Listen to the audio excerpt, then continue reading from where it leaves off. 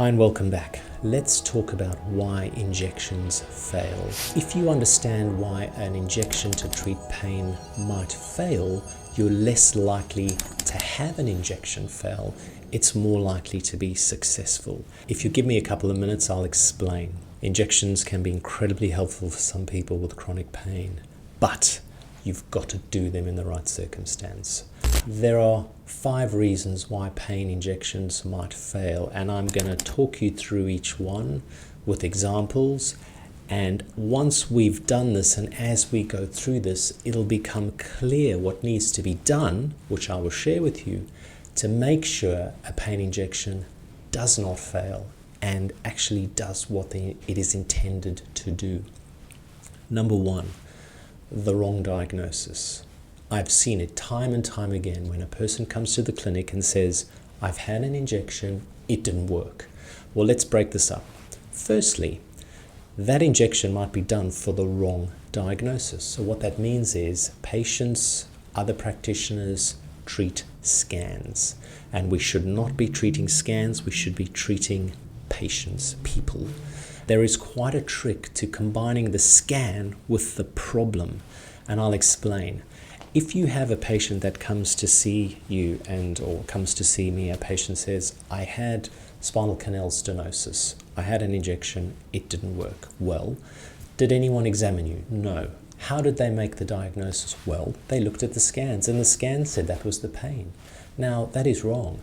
We know that if you scan 100 random people on the street, you will get 50% or more that will show pathology, some form of issue on the scan. These patients don't have a complaint. Does that mean it needs to be treated?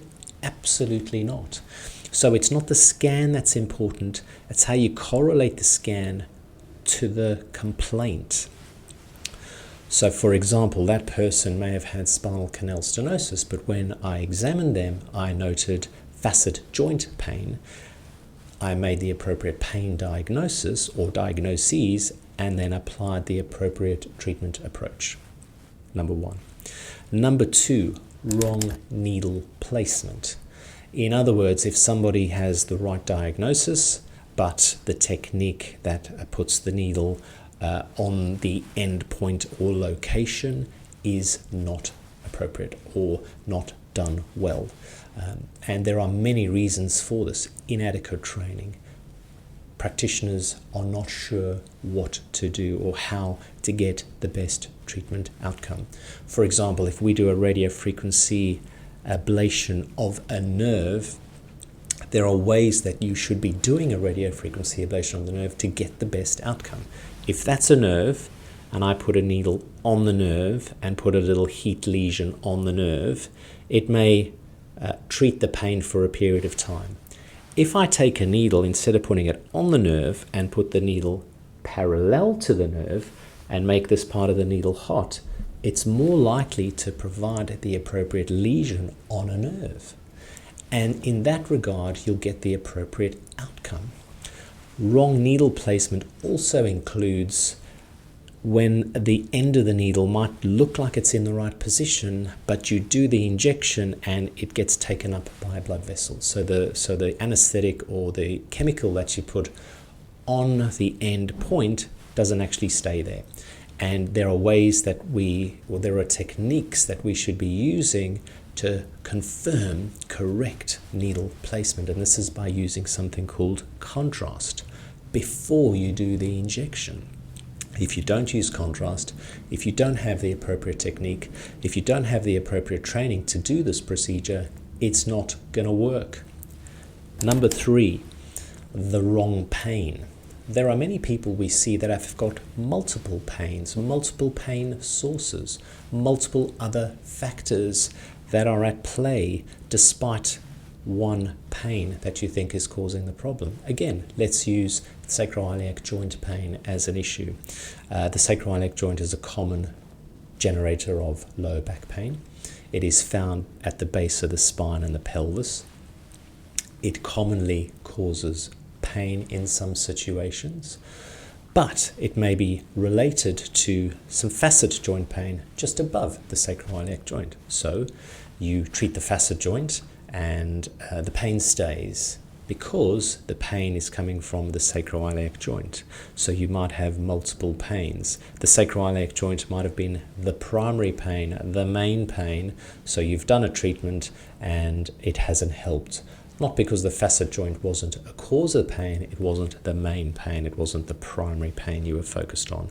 So that was number 3. There can be multiple pains that you need to treat. Sometimes it is that a patient has a treatment, they come back to you and say, my pain's still there. And you go, well, hang on, let's understand this. I've made the right diagnosis, I've provided the appropriate treatment, so why is it that your pain has remained? Well, time examination reveals that that pain might be treated, but there is another pain underlying it, or another pain in a different location, or a pain on the other side that is referring pain across. So it might be that there are multiple pains that you need to deal with in turn, and it takes experience to decide on what the main pain is or the primary pain is that requires treatment first. Number 4, it is the wrong time to do an injection or an intervention. What do I mean by that? Well, if a patient comes to me and says, fix me with an injection, I'm going to fail. If a patient says to me, I've exercised or I need help exercising, I need help weaning down my medications, I need help with my medications, and that's all done, and the patient says, I've got pain, I need a treatment to help boost me to my next level of rehabilitation, that is when an injection is most likely to help, when it's done in the right time of the treatment journey. If it's done too early, it's not going to help. If it's done too late, it's done too late. Patients have been suffering for a long period of time.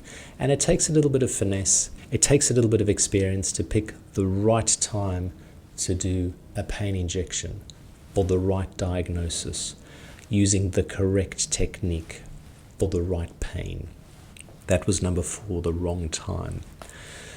Number 5 is expectations, which I've alluded to at number 4 as well. If somebody doesn't coach you on what to expect from the injection, it's going to fail.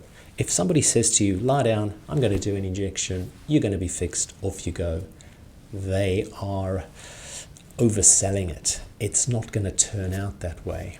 The best thing to do is understand that this is a diagnostic injection. What that means is the injection will be done to help me locate your pain. The injection will be done to help me and you work out what the diagnosis is, or what the diagnosis is not. So you've got to have the right expectation. I'm going to do a radiofrequency ablation of this nerve. This is what you should expect.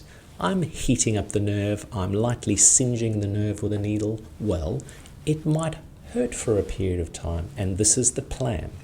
That period of time might last X. This is what you can expect after that. If somebody says, my pain needs to be 0, my pain needs to be 100% treated, and I can treat the pain by 50%, I'm going to fail. The right expectations. I am trying to diagnose your pain, or I'm trying to treat your pain. This is what we're doing, this is why we're doing it, and this is what we should expect following this treatment. So have the right expectations, and that's number 5. So as you can see, in a very short space of time, I've shown you that there are many reasons why an injection may fail, and fail they do.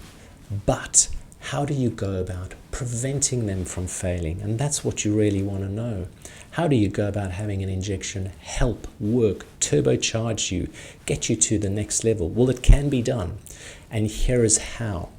Number 1, make sure you are seeing an experienced pain specialist. Somebody with the appropriate qualifications. Perhaps they're the faculty, a fellow of the Faculty of Pain Medicine of Australia and New Zealand College of Anaesthetists. My goodness, what a mouthful. But essentially what that means is a qualified medical doctor who has then further qualified as a specialist in pain medicine. And there are different qualifications in different countries. That's the one in Australia. That's the one you need to be asking your provider, your doctor, your specialist, if they have that qualification. The patient needs to be given, you need to be given the appropriate time for the pain specialist to make a diagnosis. It's not just a matter of this is the diagnosis, this is the treatment, off you go. You need to be given the time, you need to be heard, you need to be given a diagnosis or diagnoses. Then what you need is not just a plan for an injection, you need a full plan to get yourself back on track. That might involve lifestyle changes, that might involve using a team around you of allied health practitioners, that might involve adjusting medication accordingly, sometimes even reducing medications. Then you may consider either diagnostic or treatment injections, which may help with that rehabilitation process, getting you back on the right track again. That is the way a good pain intervention can and should be considered as part of a pain management journey. If you've enjoyed this, if you kind of get where we're coming from, please share your comments below. Like this video, subscribe to the channel. Let's grow awareness of pain and how we should be treating pain appropriately.